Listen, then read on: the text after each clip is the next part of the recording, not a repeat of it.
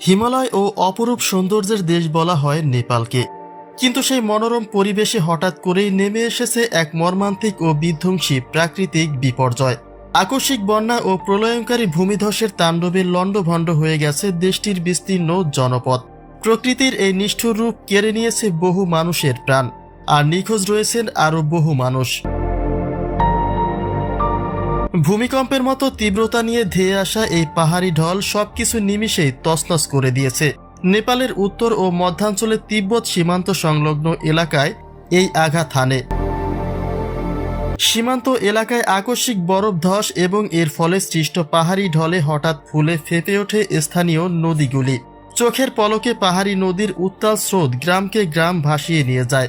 মুহূর্তের মধ্যে তলিয়ে গেছে বহু ঘরবাড়ি, বাজার ও বাণিজ্যিক স্থাপনা।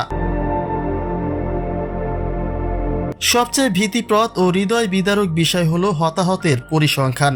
সরকারি ও পুলিশ সূত্রে প্রাপ্ত সর্বশেষ তথ্য অনুযায়ী এই প্রলয়ঙ্কারী বন্যায় এখন পর্যন্ত অন্তত 160 জনের প্রাণহানির বিষয়টি নিশ্চিত করা হয়েছে। নদীর প্রবল স্রোত ও কাদামাটির নিচে আরও অনেকে চাপা পড়ে থাকায় এই সংখ্যা আরও অনেক বাড়তে পারে বলে আশঙ্কা করা হচ্ছে। এছাড়া আকস্মিক এই বন্যায় নিখোঁজের তালিকা দীর্ঘ থেকে দীর্ঘতর হচ্ছে। স্থানীয় বাসিন্দা এবং সিকিউরিটি পার্সোনাল মিলিয়ে শতাধিক মানুষ এখনও নিখোঁজ রয়েছেন। নিখোঁজদের উদ্ধারে দুর্গম পাহাড়ি অঞ্চলগুলিতে দিনরাত কাজ করে যাচ্ছেন উদ্ধার কর্মীরা। পরিস্থিতি মোকাবেলায় নেপাল সরকার সর্বোচ্চ সতর্কতা জারি করেছে। রাস্তাঘাট ও সেতু ভেঙে যোগাযোগ ব্যবস্থা সম্পূর্ণ বিচ্ছিন্ন হয়ে পড়ায় উদ্ধার কাজে মারাত্মক ব্যাঘাত ঘটছে। দুর্গত এলাকায় সেনা ও বিশেষ উদ্ধারকারী দল মোতায়েন করা হয়েছে।